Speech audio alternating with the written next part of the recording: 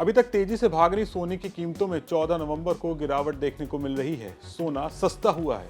अंतर्राष्ट्रीय स्तर पर भी सोने की कीमतों में गिरावट आई है। 3 हफ्ते का हाई लेवल छूने के बाद सोने की कीमतों में अब गिरावट देखी जा रही है। तो कितना सस्ता हुआ है सोना?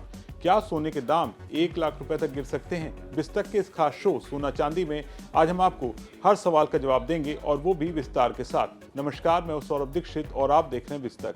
बिहार में हुए विधानसभा चुनाव के लिए आज मतगणना हो रही है। शुरुआती रुझानों में सत्तारूढ़ एनडीए को भारी बहुमत मिलता दिख रहा है। इस बीच सोने की कीमतों में आज गिरावट आई है।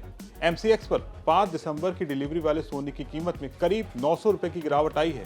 दोपहर 1 बजे ये 1,25,850 रुपए प्रति 10 ग्राम पर ट्रेड कर रहा था। पिछले सत्र में सोना 1,26,751 रुपए पर बंद हुआ था, जबकि आज ये 1,26,748 रुपए पर खुला।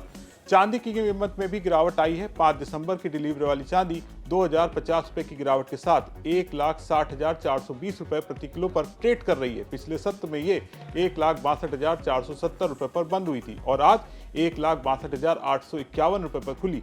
अब बात करते हैं अंतर्राष्ट्रीय कीमतों के बारे में। अंतर्राष्ट्रीय स्तर पर भी सोने की कीमतों में गिरावट आई है। 3 हफ्ते का रिकॉर्ड हाई लेवल छूने के बाद सोने की कीमतों में करीब 1% की गिरावट देखी जा रही है। ये गिरावट अमेरिकी सरकार के कामकाज फिर से शुरू होने के बाद व्यापक बाजार में आई बिकवाली के कारण हुई है। स्पॉट गोल्ड 1.1% गिरकर $4,151 प्रति औंस पर आ गया है, जबकि स्पॉट सिल्वर 2.3% गिरकर डॉलर पर आ गई है। अब आते हैं सबसे अहम सवाल पर कि आगे क्या होगा।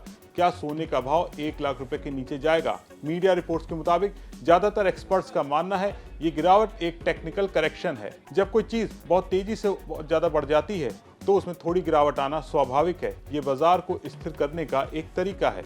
एक्सपर्ट के मुताबिक निवेशकों का ध्यान अभी सोने से हटकर दूसरी जगहों पर भी जा रहा है। अमेरिका भारत के बीच व्यापार समझौते की पॉजिटिव खबरों ने बाजार का रिस्क लेने का मिजाज बढ़ा दिया है। यानी निवेशक अब सोने जैसे सुरक्षित निवेश की जगह शेयर बाजार जैसे रिस्क वाले निवेश की ओर देख रहे हैं। इस वजह से सोने पर दबाव बढ़ गया है। हालांकि इस गिरावट के लंबे वक्त तक टिकने की संभावना कम है। एक्सपर्ट के मुताबिक शॉर्ट टर्म में खरीदारी भले ही धीमी हो, लेकिन लॉन्ग टर्म में यानी लंबी अवधि के निवेशक आज भी सोने को ही सबसे सुरक्षित निवेश मान रहे हैं। कुल मिलाकर सोने की कीमतों में ये गिरावट आगे भी जारी रहेगी या तेजी आएगी, और क्या सोने की कीमत 1 लाख रुपए प्रति 10 ग्राम के नीचे जा सकती है, ये आने वाले वक्त में पता चलेगा। जिस तरह से सोने चांदी की कीमतों में तेजी के बाद अब गिरावट आई है, इस पर आपका क्या सोचना है और क्या आपको लगता है कि सोने के दाम फिर से 1 लाख रुपए के नीचे जा सकते हैं? कमेंट करके जरूर बताएं और बने रहें बिस्तक के साथ।